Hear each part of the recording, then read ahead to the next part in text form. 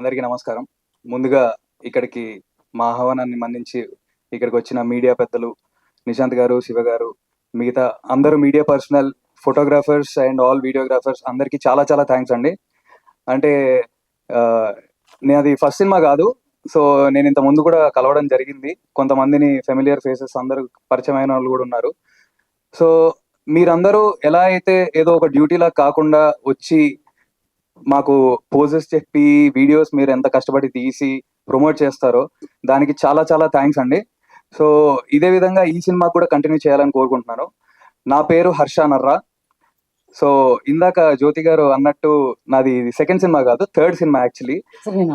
Third cinema అనే విషయం నాకు తెలుసు. It's okay. So first cinema missing అని 2021లో రిలీజ్ అయింది. అది కోవిడ్ టైంలో కొంచెం హిట్ అయిన సినిమా అనమాట. But it's got very good reviews. దాని తర్వాత రోటీ కప్టా రొమాన్స్ అని బెక్కం వేణుగోపాల్ గారి సినిమా చేశాను. దానికి కూడా చాలా మంచి రివ్యూస్ అంత రెస్పాన్సెస్ వచ్చాయి.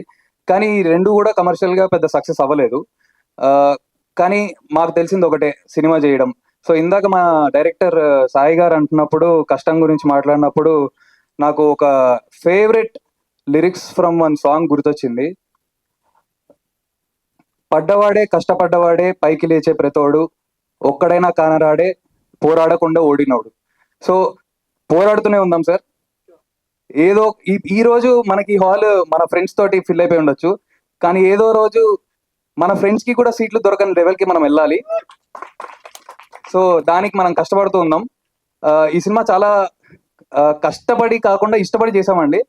సో ఎందుకంటే టీం అందరూ కూడా మంచి ఫ్రెండ్స్ అయిపోయాం.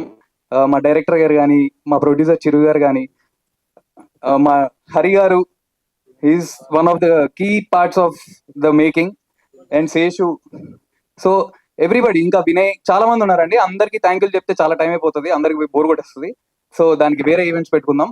But I like to thank everybody and I like to thank Tanmay also for being very very cooperative co actor. మీరు సాంగ్ చూసారు, మీకేమనిపించిందో మాకు తెలీదు, బట్ మీకు నచ్చిందని అనుకుంటున్నా. ఎందుకంటే నేనైతే చాలా ఎంజాయ్ చేశాను ఆ లిరిక్స్ కానీ అవి. Special thanks to Gopi Sundar గారు. చిన్న సినిమా అయినా సరే మంచి మ్యూజిక్ ఇచ్చారు మాకు. గోపి సుందర్ గారికి చాలా థ్యాంక్స్. అండ్ కిట్టు విశ్వప్రగడ గారు కూడా మంచి లిరిక్స్ రాశారు.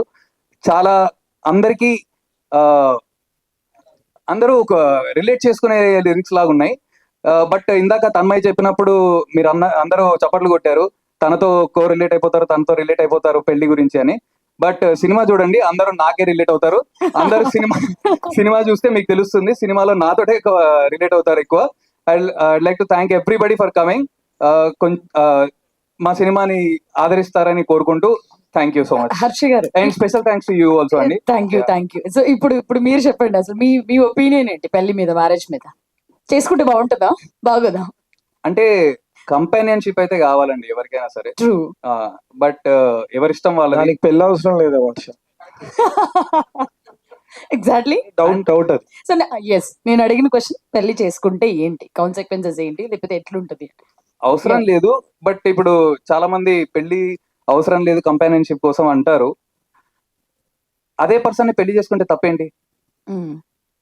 ఇట్లే కన్విన్స్ చేస్తారు అమ్మాయిని? లేదు, ఇది నా పర్సనల్ ఒపీనియన్.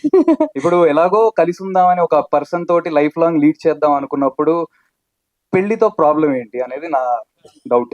అదే క్యారెక్టర్. లిరిక్స్ చూసాం కదా, 1/2 లైఫ్ అని చెప్పేసి, కాంప్రమైజ్ అవ్వాలి, ఇవన్నీ ఉన్నాయి కదా. So what about that side of the marriage? Life లో everything should be a part and parcel అండి. చిన్నప్పటి నుంచి మనది ఒకటేలాగా లైఫ్ ఉండదు, మనది ఒకటేలాగా థాట్స్ ఉండవు. కొంతమంది పెళ్లి వద్దనే వాళ్ళు కూడా చేసుకోవచ్చు, తర్వాత చేసుకున్న వాళ్ళు విడిపోవచ్చు, ఎవరైనా చేయొచ్చు. I don't think we can generalize that topic. True. చేసుకోవాలనిపిస్తే చేసుకోవాలి, లేకపోతే లేదు. మంచి కంపెనీ దొరికితే చేసుకుంటాను అని చెప్పారు మీరు ఇండైరెక్ట్ గా. అంతే, నేనే డెఫినెట్లీ చేసుకుంటానండి. దొరకట్లేదు అంతే. అంటే పేరెంట్స్ ప్రెషర్ ఏం కాదుగా, లైక్ ఈ సినిమాల్లో ఉన్నట్టుగా ఏం లేదు, దొరికితే చేసుకుంటా. నేనే ప్రెషర్ గా ఫీల్ అవుతున్నా, దొరకట్లేదు అంతే. ఇది ఇది ఇది అందరి బాయ్స్ ప్రాబ్లమా? సింగిల్స్ అందరి ప్రాబ్లమ్.